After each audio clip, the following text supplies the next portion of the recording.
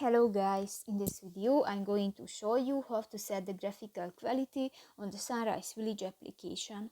But first of all, I just want to mention, please don't forget to subscribe to our channel, because at 100,000 subscribers we are going to show you our YouTube revenue statistics and growth strategy how to make money online.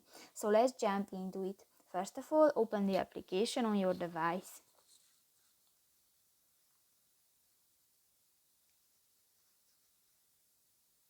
This will take a 5 minutes when the application is uploading.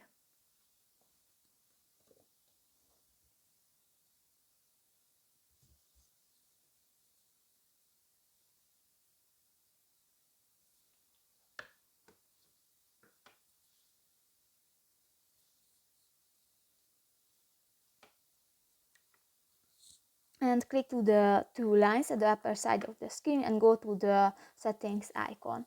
Here you can find the third option, the graphical quality, and click to the arrow, and here you can select ultra, high or medium option and just click that and done.